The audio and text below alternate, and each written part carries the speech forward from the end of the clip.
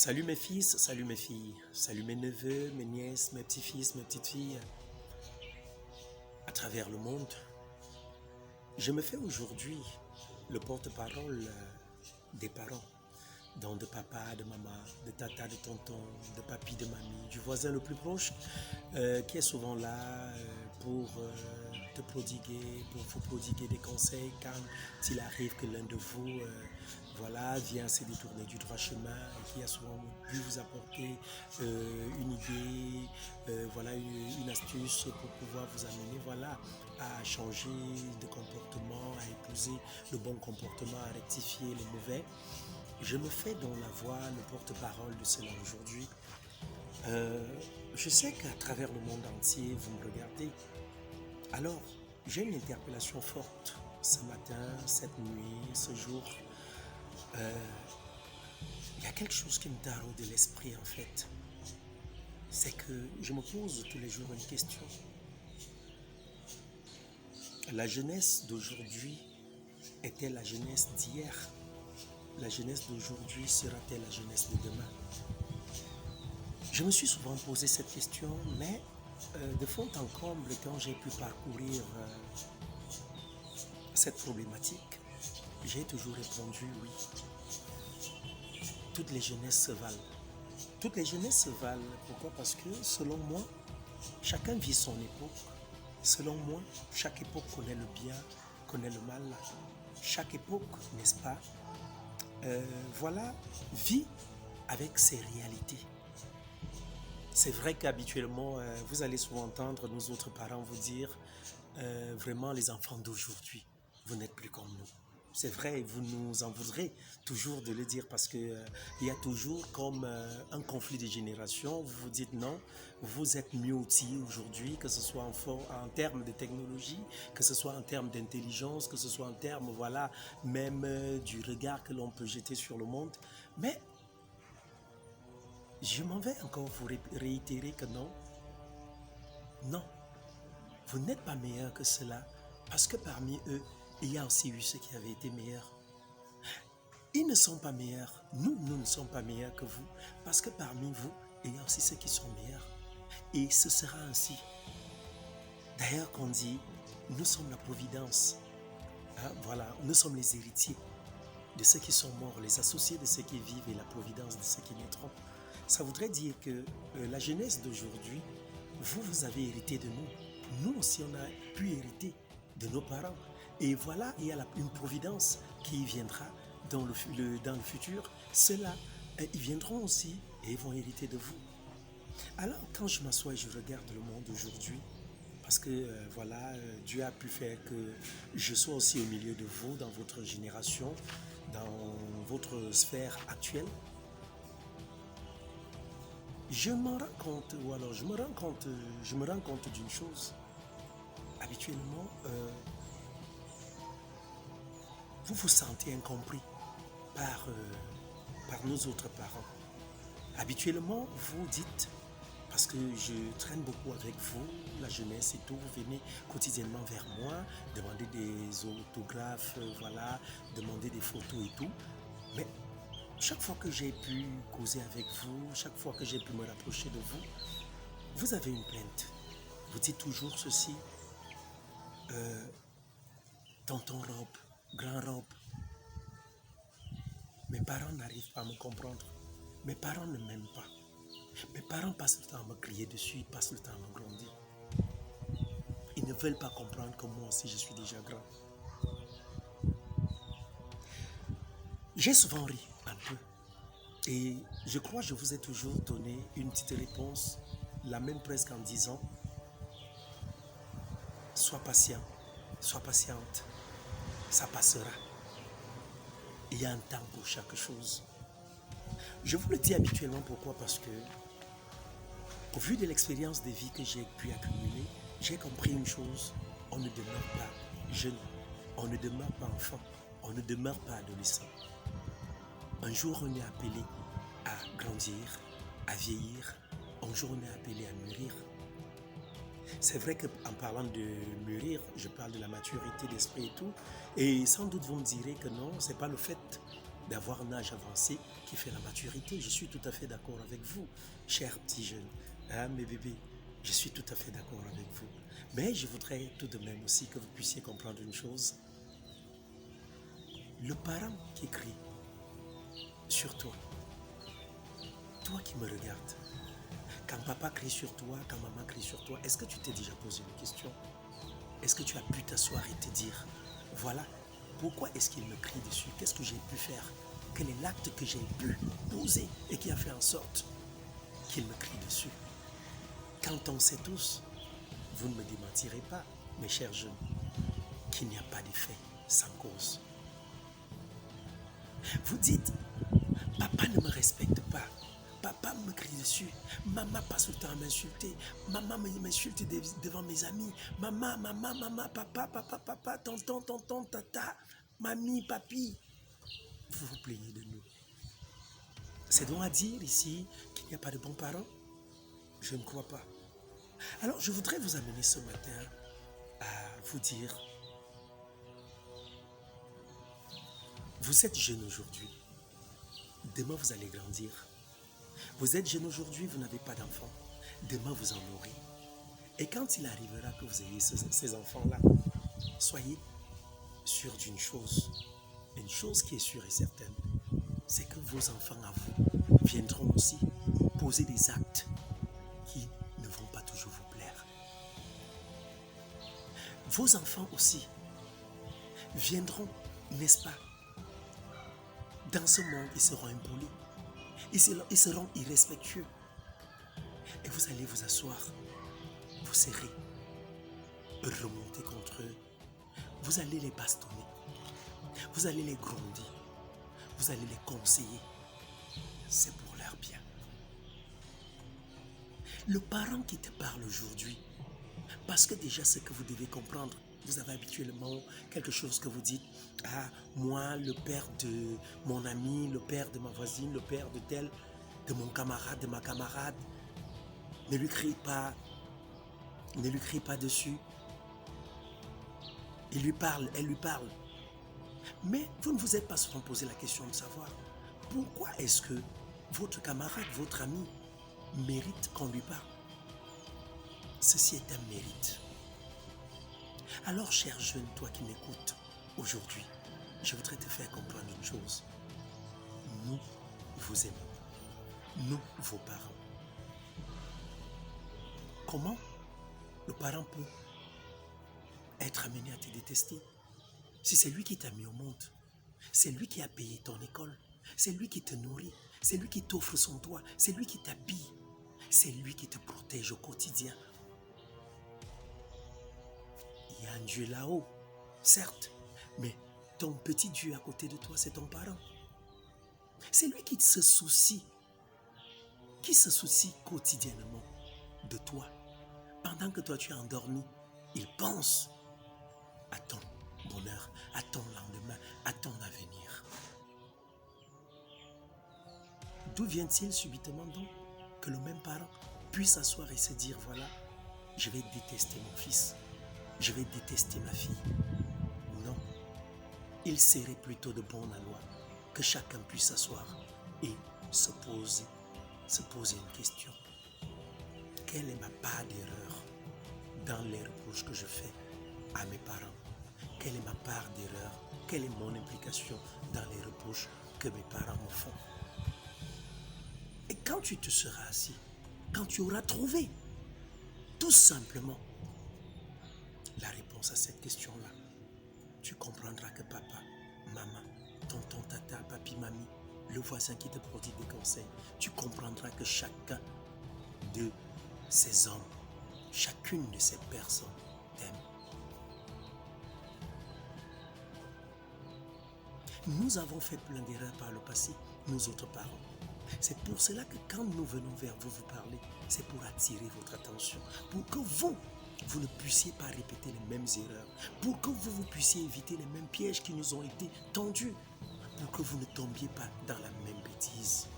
Voilà pourquoi nous autres parents, nous nous asseyons et nous le faisons.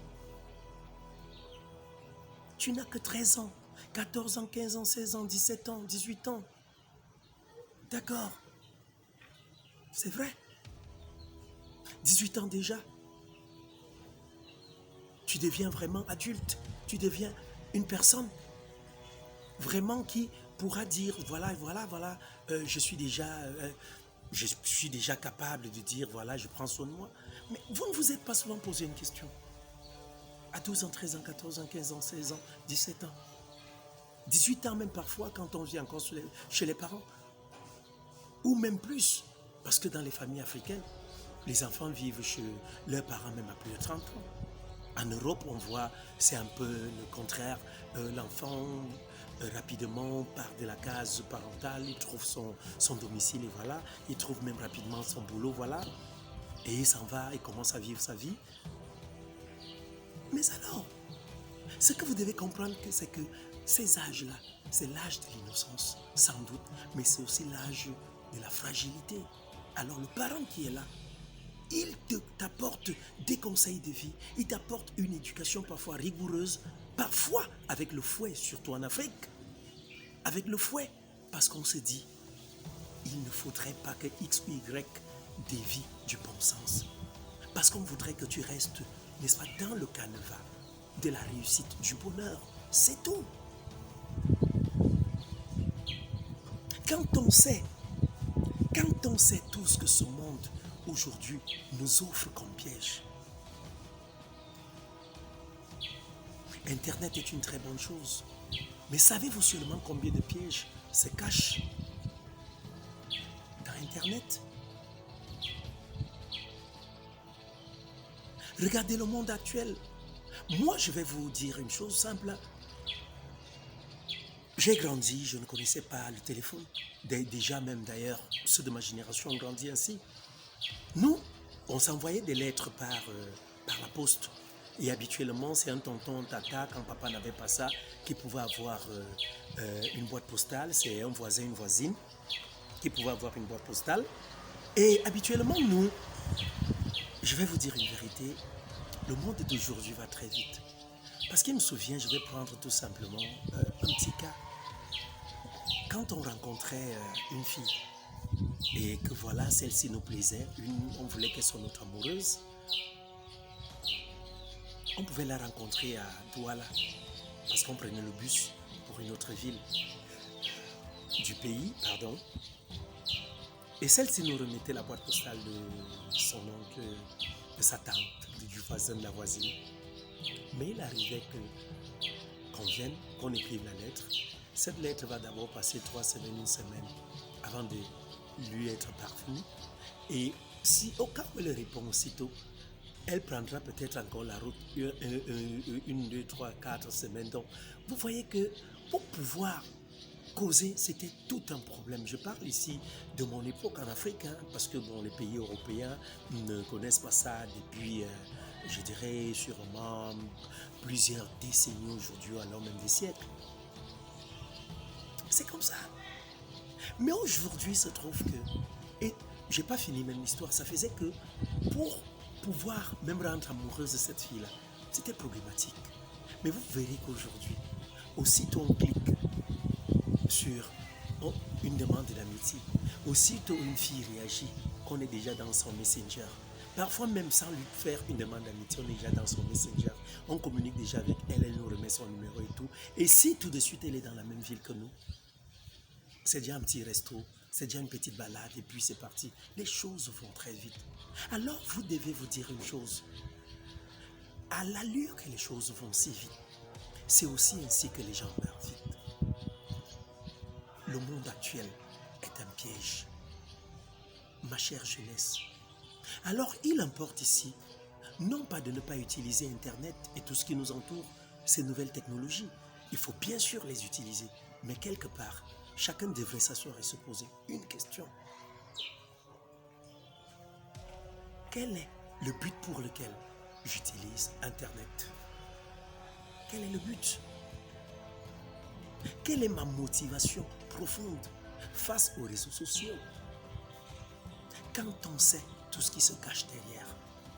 Et c'est effectivement pour vous éviter tous ces pièges que les parents sont toujours avec vous, que vous avez l'impression de ne pas être libre, que vous avez l'impression d'être toujours prisonnier, vous vous sentez en prison. Non, c'est la prison de l'amour. C'est la prison de l'amour. Si nous autres nous sommes là, nous vous entourons de toute cette présence-là. En effet, c'est parce que nous vous aimons. C'est la prison de l'amour. Nous ne voulons pas qu'il vous arrive problème quelque part. Alors, mes chers jeunes, s'il vous plaît,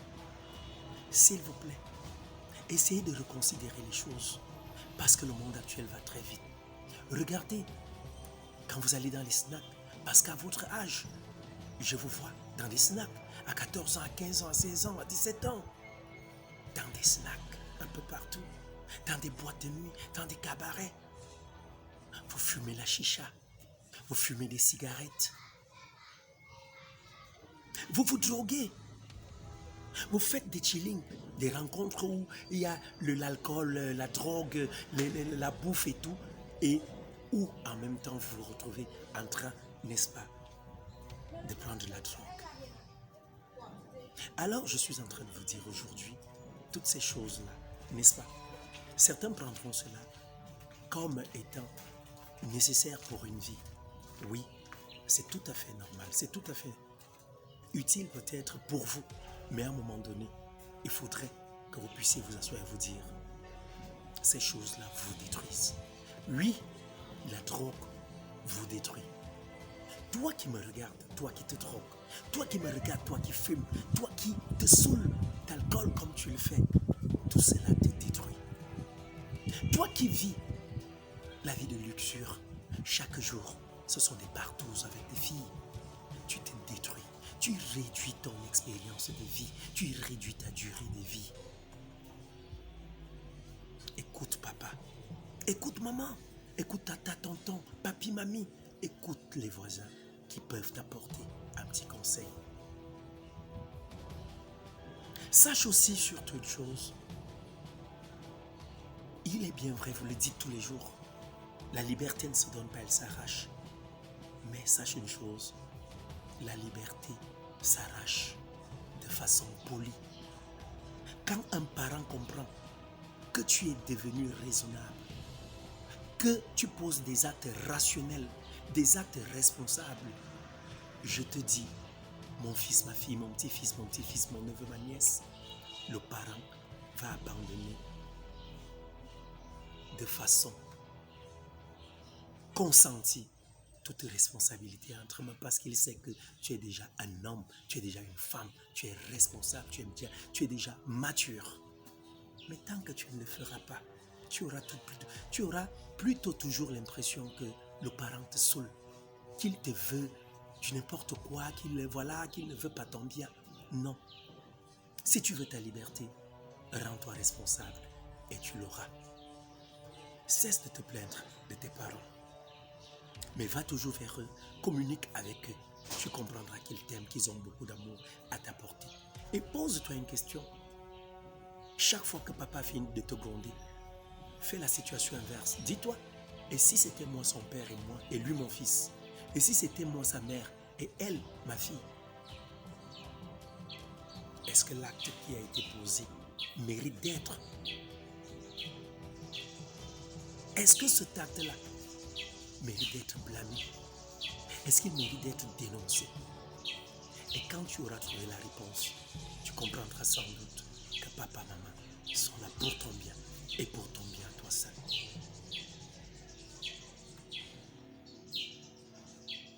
Oui. Personne d'autre ne pourra t'aimer comme ton parent, comme ton éducateur. Tu as l'impression d'être en prison, mais ce n'est pas une prison. Comme je te le disais plus haut, la prison dans laquelle tu es enfoui aujourd'hui, c'est la prison de ta bonne éducation. C'est la prison de la raison, c'est la prison de l'amour. Alors ne te plains plus. Laisse papa, laisse maman avec ses clés. Et un jour, quand il comprendra que tu es responsable, tu seras libre.